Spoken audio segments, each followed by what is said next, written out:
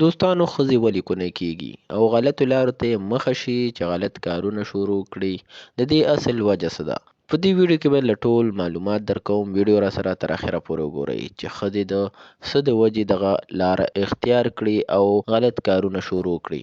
یو دوه داسې کارونه دي چې کوم خاوندان یې کوي ښځو سره، نو ښځې به یې بې لارې کېږي او غلطو لارو ته به یې مخه کېږي. نو په دې ویډیو کې درسره دغه معلومات هم شریکوم چې هغه کوم کارونه دي. دوستانو اولنی خو دا کار دی چې کله خاوند خپلې ښځې له ټیم نه ورکوي او خپلې ښځې باندې پروا نه کوي، یعنې ښځې سره کیني نه، خندا خوشحالي ورسره نه کوي، مینه محبت ښځې له نه ورکوي، نو د ښځې د خاوند نه زړه ماتیږي او سړی بهر خوشحاله وي، خو چې کله کور ته راشي نو ښځې سره په خندا خوشحالۍ خبرې نه کوي او ښځه رټي او کنځي. نو ښځې چې د خاوند دپاره خپله ټوله کورنۍ پرېښې وي او دغه یو خاوند دی چې هغه ورسره هم په خندا خوشحالۍ خبرې نه کوي، نو هغه ښځه بیا غلطه لار خپلولی شي. او دویم کار یې دا دی چې کله خاوند د خپلې ښځې په مخامخ د نورو جنکو سره په موبایل خبرې کوي او یارانې ورسره کوي او ښځې باندې پروا نه کوي او ښځې د یارې د لاسه خپل خاوند ته نشي ویلی، یعنې داسې ډېر خاوندان وي چې خپلې ښځې دومره یارولي وي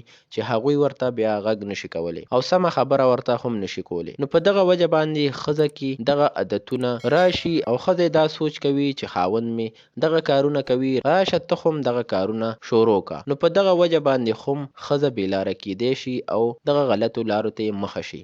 نو دوستانو په کار خدا دی چې خپلو ښځو سره مینه محبت وساتئ او مینه ورله ورکړئ، ځکه چې ښځه یو داسې ګل دی چې مینه ورکړئ نو ځان به درنه قربان کړي. نو دوستانو که ویډیو هم تر اخره پورې کتلی وي، چینل سبسکرایب کړئ چې داسې ښکلي معلومات تاسو سره شریکوم او ویډیو لایک کړئ.